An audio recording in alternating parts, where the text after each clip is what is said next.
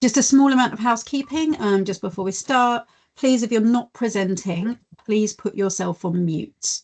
It is distracting to the people who are presenting.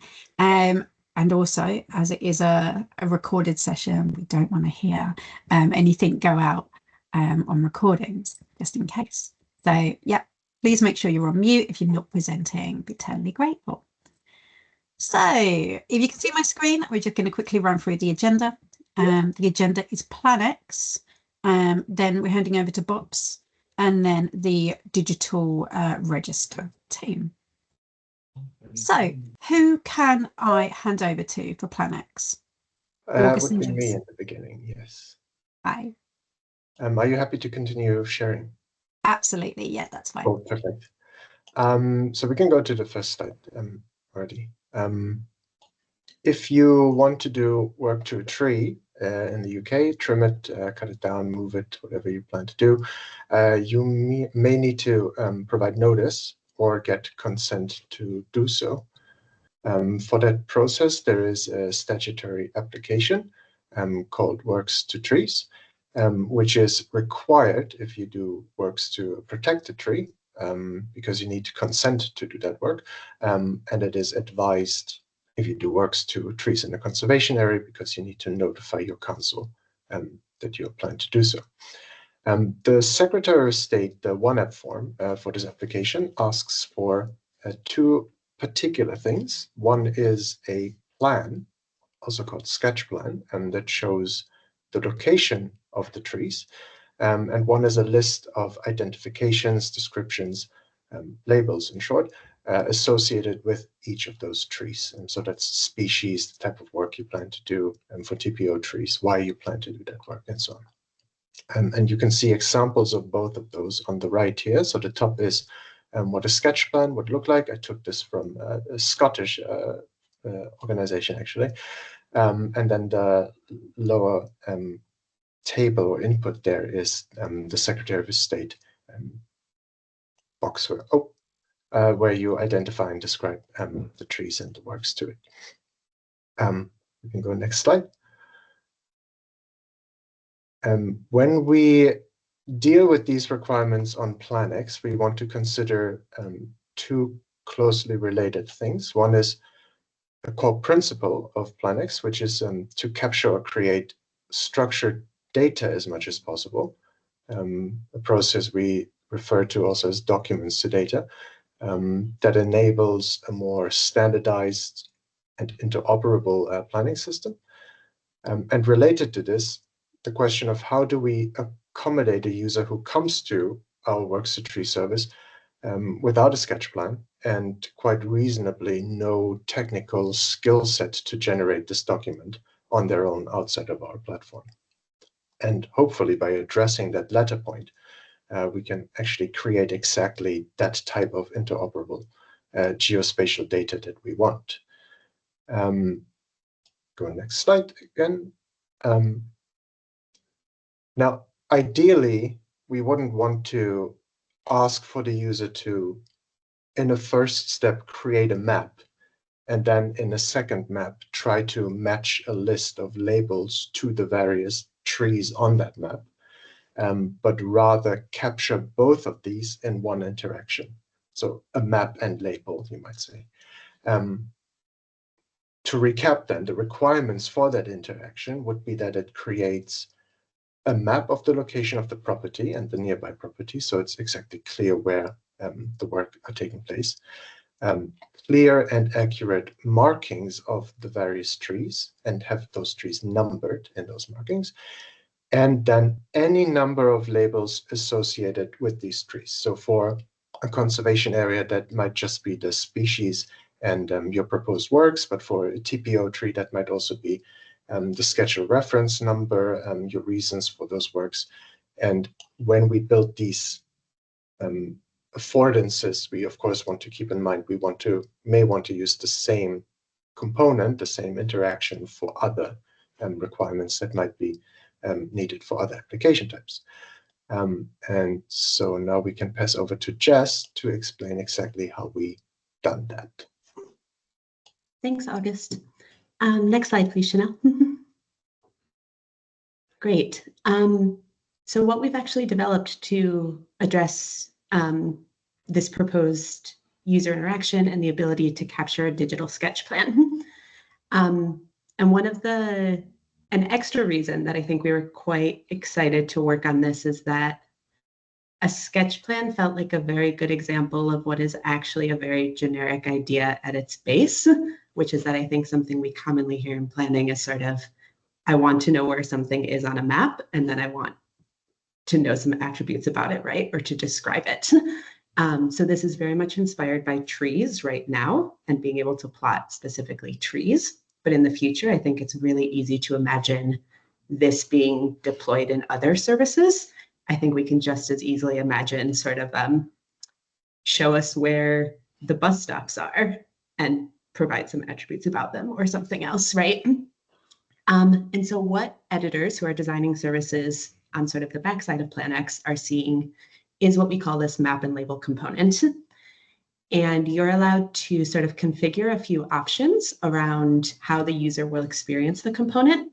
So you can choose which base map they use, whether that's sort of the Ordnance Survey master map, or we can also show them satellite imagery. Especially for trees, we often found that satellite imagery was preferred because you get more visual cues of tree canopy and things like this. You can allow them to specify what type of drawing they're going to provide. So whether those should be points or polygons.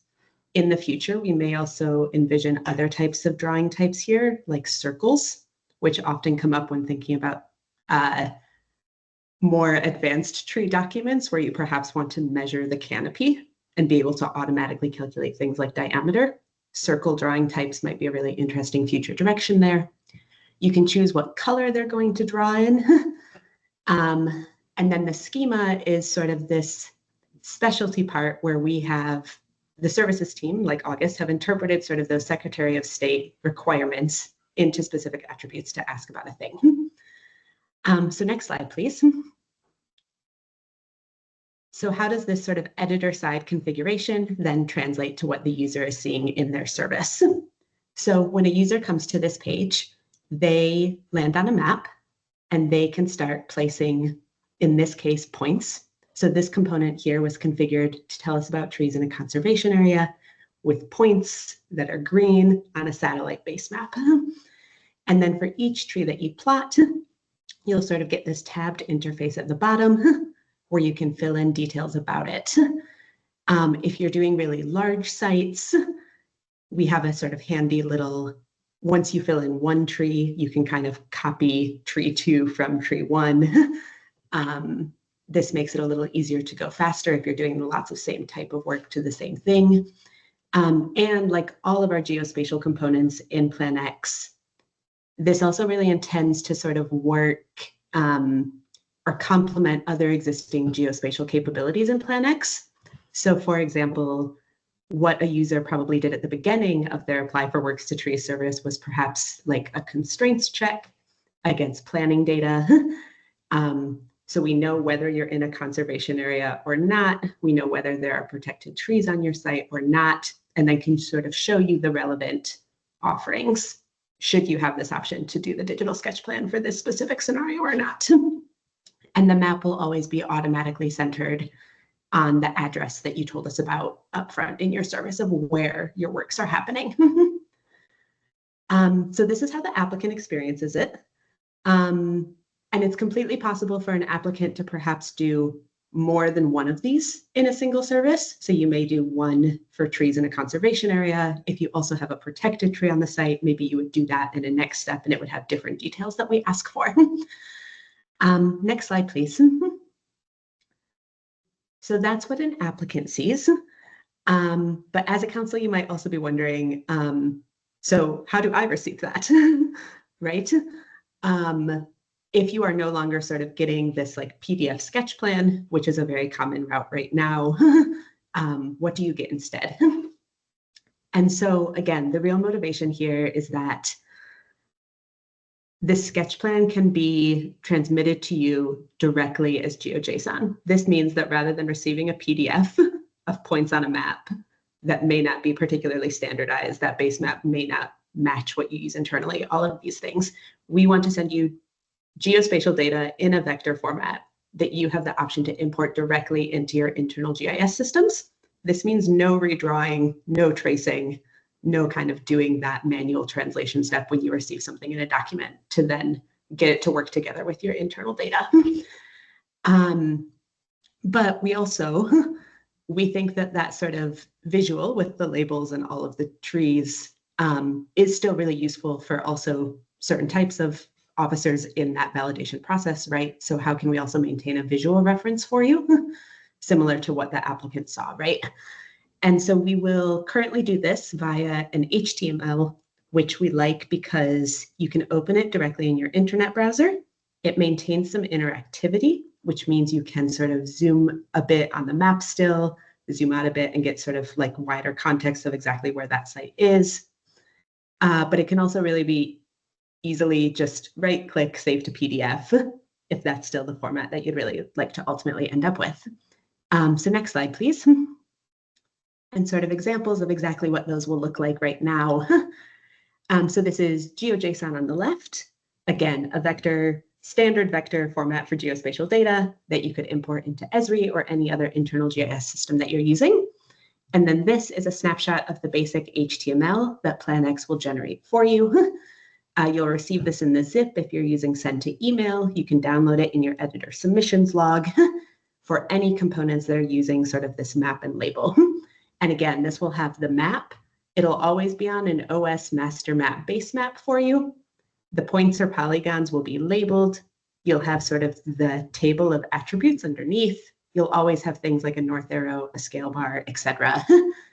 And I would definitely encourage a really great thing that we have seen is, so PlanX, I think we're happy to kind of take this initial step and say, here's a proposed sort of basic visual in this HTML format, but also by sending you the data directly, it opens up sort of the creative possibility of councils to also do their own separate reporting or visualizing on this, right? And we've seen councils do really exciting things with Power Automate and Power BI solutions downstream, where I have no doubt someone could perhaps take the same data that I have translated into this visual on the right, but actually come up with something else by sort of being able to overlay or join to more of your internal data also and make a really valuable report. So that will all be possible. That's all we have for you today. Yeah, Works to Trees is coming soon to PlanX. Specifically, I believe Southwark will likely be the first council to be going live soon. And this map and label component is available for both Works to Trees, but also please stay in touch about other possible use cases or services where you'd like to use it. Perfect. I did see a hand up. Hannah, is that a question or is that a clap? Sorry, just an accidental hand, meant to be a clap. No problem. Fantastic. Are there any questions for PlanX? Please feel free to put them in the chat if there are. And the Open Systems Lab PlanX members will pick those up. Thank you very much. Okay, so going forward, we're going to be looking at BOPS, so Planning Reinforcements demo with Ed. Hi, Ed. Good morning, everybody. For those who don't really know me, I'm Ed. I work at Buckinghamshire Council and I'm a product owner on the BOPS product. So I'm going to hop over and start sharing my screen. Hopefully you'll all be able to see that. Yeah, got it. Excellent. Right, so we've been working over the last statement of work on beginning our enforcement module, and I'm going to give you a demo of where we've got to in that journey and demonstrate some of the features that we've got. So when we first go into enforcement, this is our landing page where at the moment we can see all cases that we've received. We have got some filters that are beginning to get built up. So if we want, we can view all of our urgent cases. And as you can see, it filters them down. So that's one of the things we start on. And then once we've got these, we can see there's a lot of test cases in here. They've all got the same address and the same sort of looking data in it. So it's not that exciting, but we're in the test environment. So if I select one of these cases, we can go in and we can see when we've received it. that it's not started and that we haven't served any notices yet. So this is kind of the landing page that we've created for enforcements. And going through that, we have a breach report. So unlike a lot of systems at the moment, we have an API which connects to PlanX and Swagger, so we're able to bring enforcement breaches straight into the back office system without the need to do any manual keying or copying and pasting from current web forms or emails that we receive. And this has all of the questions that are submitted as part of that form available to us. So we can see an overview of everything that's been provided to us. We also get a digital site location plan through the service. So when a complainant completes the form, they can mark on a map where the breach is, which will be particularly useful as quite often descriptive locations aren't that accurate for enforcement, and you can end up as an enforcement officer spending a lot of time looking. But if someone can actually mark on a map, we get that information, it could be very useful in reducing time actually trying to locate sites, particularly for rural authorities. It also shows the complainant details, so you can see there we've got email address, postal address, etc. We're also able to receive documents and photos straight in from the forms as well. This case doesn't have any, so it's just saying there's no documents. So the first step in the journey that we've created is checking the breach report. So when we move into this, we're able to start with check report details. And again, we can see that overview of everything. So we can see this report is my neighbour has moved a fence and stolen part of my garden. So we're probably going to say this isn't an enforcement matter, and we're able to view this quickly. And the idea of this feature now is that as we're not having the emails coming in, a lot of the initial vetting of cases happens at that email stage. As we've lost that email phase and it comes straight to the system, we're now able to quickly close cases and mark that this isn't a planning issue. And we're able to put some comments on there, so we might want to put a little bit of advice on there for the person saying, this is a civil matter. We recommend you seek legal advice. Click close case. Right, that case is closed, and it has just kept waiting for it to come through. Here it is. It has sent an email to the complainant. In this case, it's me. So this is the email that's received as soon as the case is closed. So we built this so that when you click close, the email sent, there's no navigating to separate screens or Outlook or anything like that to send an email. It just happens. And you can see that my comments I added are included in that email. So that's the quick close features that we've developed. If we go back into another case, which I haven't closed, we've got new features. So we're able to assign the application to an officer. And then again, we'll go back through to the check report details. So we're able to go through this now. We are able to edit descriptions. So if we want to come in and change that in any way, we might need to change that. If something inappropriate has been submitted or anything else, we are able to update that.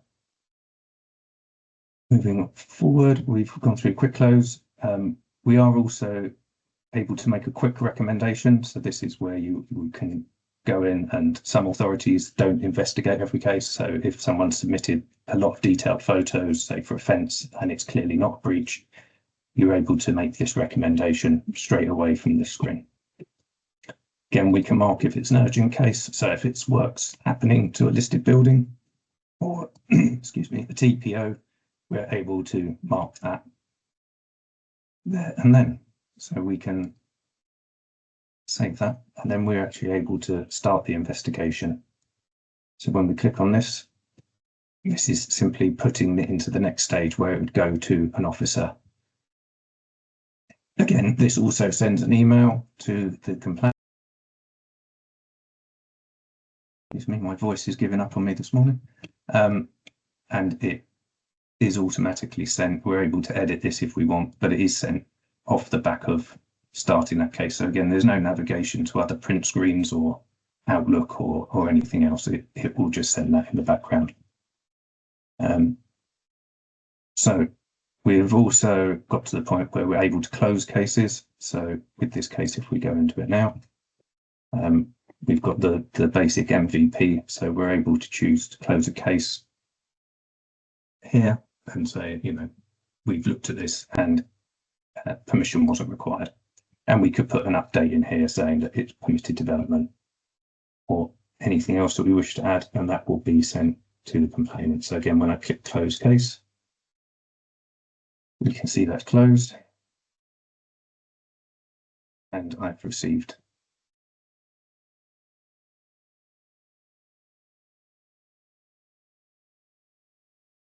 on that. There it is. It's just come through. So you can see that I've received an update saying that the case has been closed and that it's because permission is not required.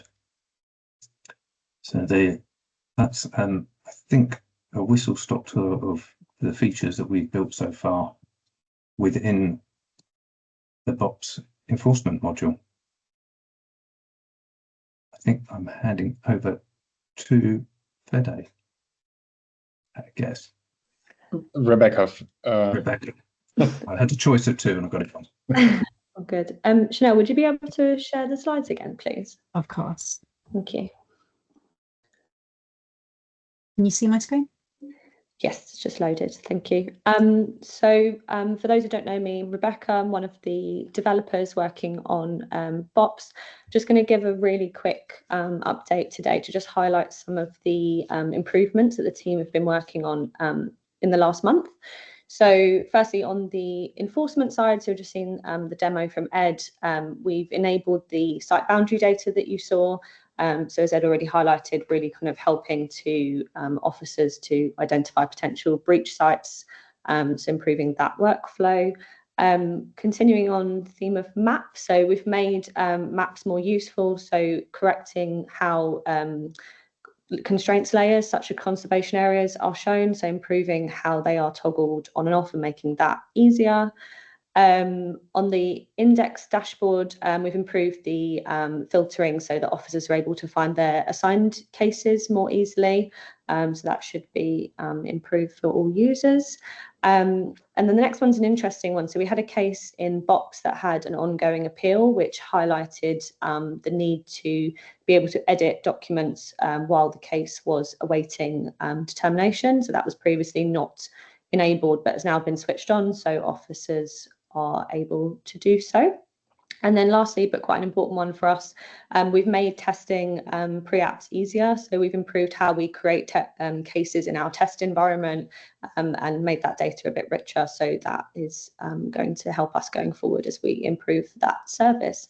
I think just on these, one thing that's important to kind of highlight is that a lot of these did come from user feedback. So thanks to everybody who is using BOPS and kind of highlights things to the team when they see them, because it really does help us to improve the service, and we encourage everyone to continue to do so. So that's all from me. I'm going to pass over to my colleague Fede, who's going to talk you a bit through our strategy going forward. Cool. Thanks, Rebecca. Yeah, so hi everyone, I'm Fede. I'm one of the designers working on BOPS. I'm going to be talking about the strategy, the short-term strategy, more specifically. So the long-term goal is to become the first choice for LPAs as a back office planning system to manage all aspects of development management. That hasn't changed, and we think that using BOPS in a live environment will demonstrate value, build trust in the product, and help us gather user feedback to shape its future development. But we also know that the full system is complicated. So, and many councils, we want to see it in use before even considering adoption. So in the short term, our strategy is to give planners a way to start using BOPS in live cases with as little friction as possible. And that's why we're focusing on developing our pre-app service as we see it as the best way forward. So if you go on to the next slide. So why pre-apps, first of all? So they've got fewer dependencies than other types of applications. And our route to market research showed they give councils a clear way to start using BOPS next to existing systems without needing dual processing. So right now we're working with partner LPAs and the wider ODP program. Some of the things is to improve the pre-app service so it can work as a standalone. So that means a better user experience and more support for connecting with other services. Work more closely with our current pilot LPAs to improve onboarding and shape a clear path to full adoption. And also engaging with more councils ready to pilot the full ODP stack. And explore ways to extend the service. So things like time tracking, cost management, and potentially supporting related services like planning performance agreements. And just to add, we're launching the new BOPS website and other promotional materials.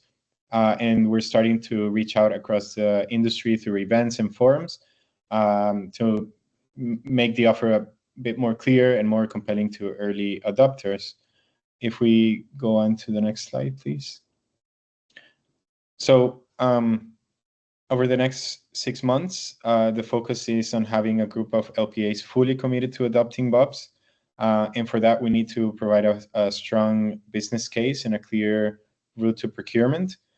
So the next steps are, well, firstly, continue improving the pre-app service. So adding new features and functionality based on what we've learned through the pilots and the research.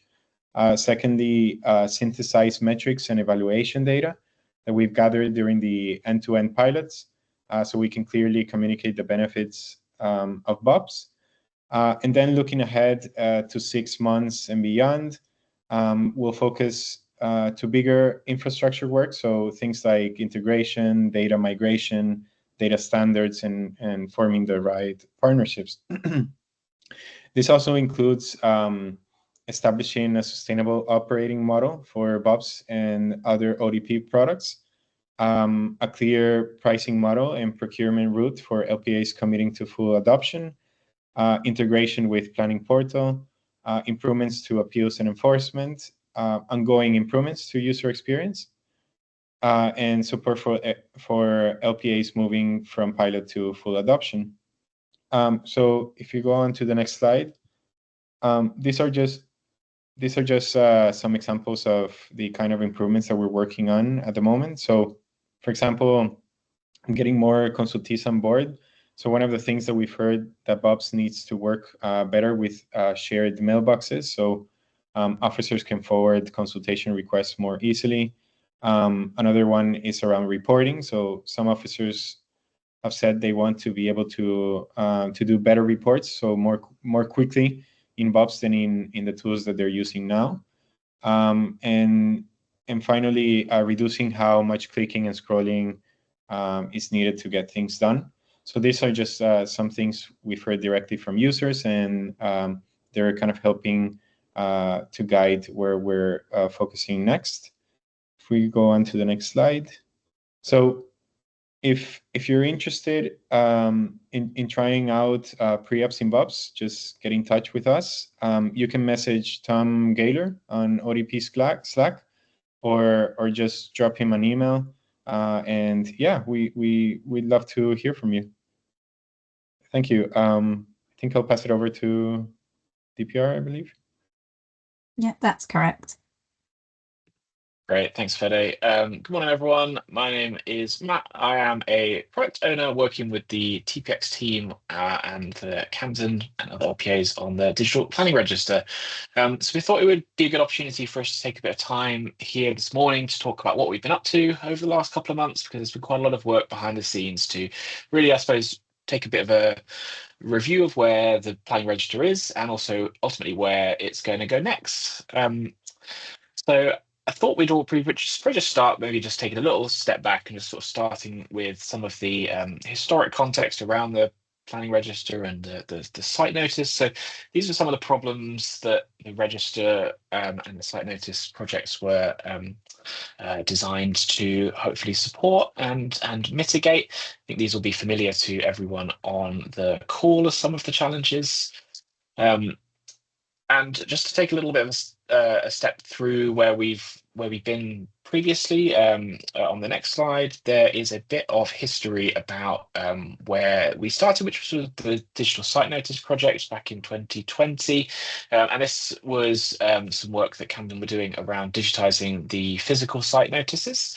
And a whole bunch of work happened around this product and this tool, and this is live and exists today.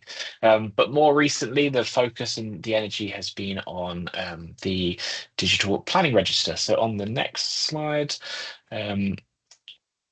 we'll just talk a little bit about that. So yeah, the planning register evolved really from many of the learnings that came out of the site notice, but also is much more sort of fully featured and enables the ODP ecosystem to fulfill many of the statutory requirements, and enables end-to-end testing and demonstrates interoperability with BOPS. But obviously there's lots of, in any project, particularly a local government project, there's lots of acronyms. So might hear people talking about DSN, DPR, just in terms of what we mean and sort of the differences between those two tools. On the next slide, there is a bit of a summary about those two projects and those two tools. So yeah, the DPR is the Digital Planning Register, and the DSN is the Digital Site Notices project. The Site Notices project is ultimately not being developed further at the moment. A lot of the sort of learnings and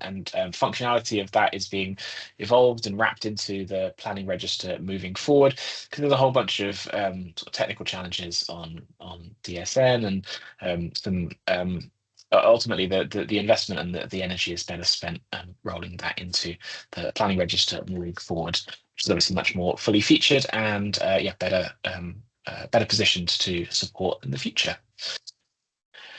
So with that as a sort of a bit of a whistle-stop tour of the history, over the summer, the team spent quite a lot of time doing a bit of a look at where we are with the planning register project. And just on the next slide. No, thank you. Yeah, brilliant. So yeah, current sort of state of play as it was sort of over the summer. So the planning register, as it has been developed historically, was developed to support BOPS and to support the statutory requirements out of that tool.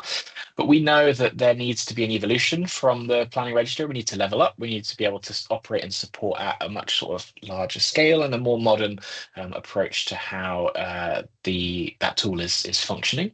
And we also know from some of our conversations and research and testing with a lot of people over the summer, there's a desire for us to be able to do more, to move faster, and to provide value sort of to the wider ODP LPA community, but also beyond. So when the team was doing some evaluation over the summer, we identified sort of a series of challenges. So just on the next slide, if you don't mind. So when we're sort of taking a bit of a look at sort of where we are today, a lot of some of the challenges that came in, the register historically has obviously been tied very closely to BOPS, and that's provided some really great benefits and some really good opportunities for us to work really closely with the BOPS team. But I think we're seeing sort of over time that these products all exist in their own, whilst they exist as an ecosystem of end-to-end products, there's also part of the sort of vision of a lot of these products is them operating in a modular ecosystem for people to sort of pick and choose the bits that they might want, or to be able to support certain parts of the stack, even if they're not necessarily going to do some of these, take everything in its totality. So there's also been some challenges in terms of the DPR evolved from that sort of position of being a sort of register for BOPS, and there's been a whole bunch of evolution, a whole bunch of functionality sort of added on top of that. But that would result in adding some long-term technical debt by building atop that sort of originally scope design. As the scope has increased and the functionality has increased, without sort of having some of those foundations in place, that would ultimately be putting in some technical debt that ultimately would cause problems down the line in terms of sustainability. We also foresee some challenges over time in becoming harder for us to support ODP schema compliance, and also as it exists today, where some of the sort of delighter features or some of the things that score really highly in research and testing around sort of location search and maps are going to become harder and harder for us to look at. So on the next slide, we spent a lot of time over the summer sort of thinking as well about sort of what our future goals are for the register and this tool and this product.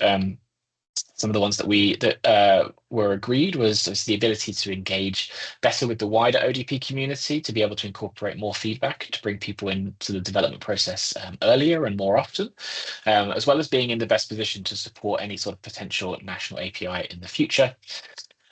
We know there's a lot of work on the cards in the DPR space around resolving legacy data challenges, as well as operating at scale. So, for example, taking 300,000 plus applications from Barnet from a historical data perspective. And we also know we need to do a whole bunch of technical foundation work to make sure we can support modern things like logging and monitoring and caching, as well as some of the sort of administrative functionality to make things like onboarding and long-term LPA experience even better. So with all of that in mind, with sort of taking a look at some of the challenges and some of where we want to be, there was a series of options essentially reviewed and considered. So on the next screen, we'll sort of talk about what those were a little bit. So option one, I guess, essentially is kind of continue as we are today. So continue to work in the planning register and continue to do some matching work in BOPS. And some of the other options were around really sort of refactoring and extracting some of that data translation and functionality into a sort of middleware package, which we've sort of been referring to as DPR tools.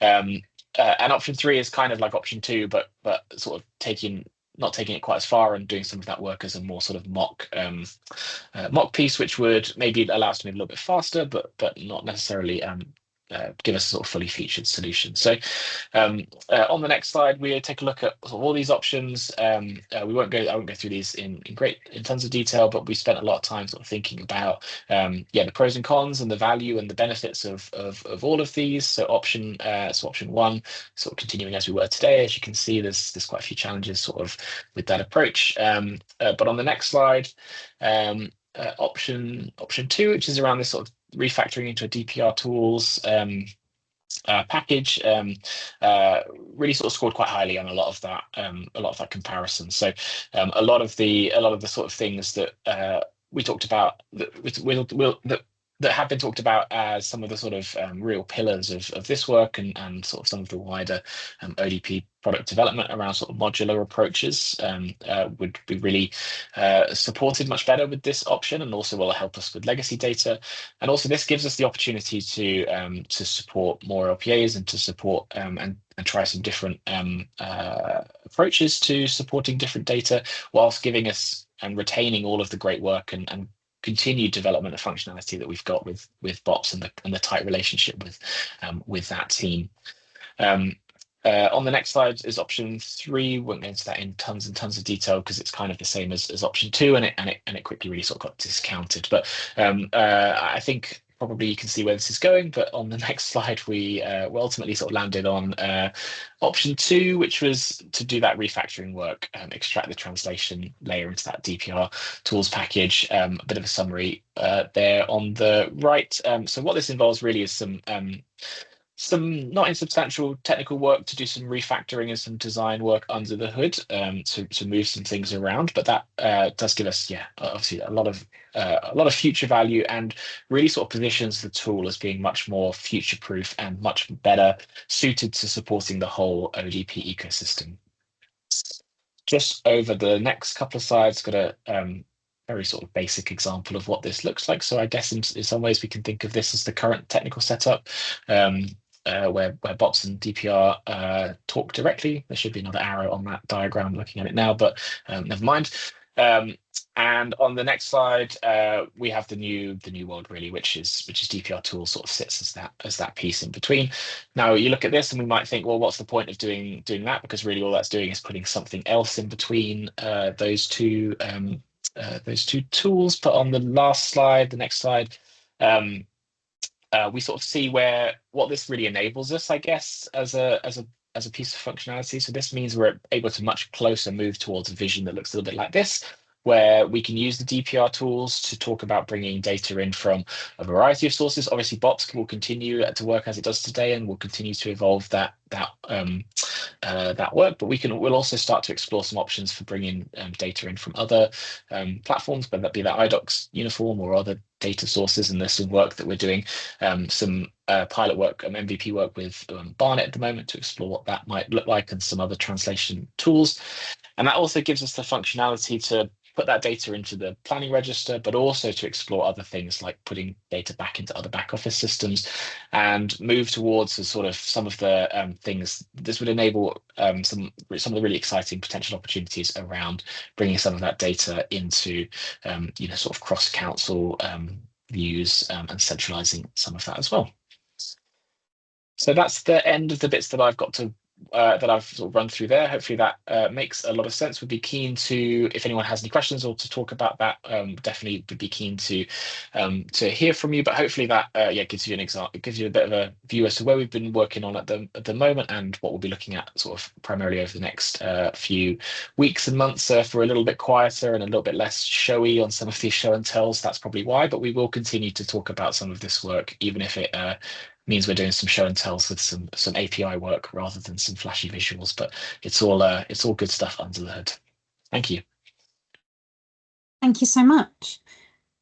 That was a really great run through from all of the product groups. Are there any questions that we have that anybody wants to go through? I can see that there are some points in the chat. There's a lot of feedback as well, so that's great.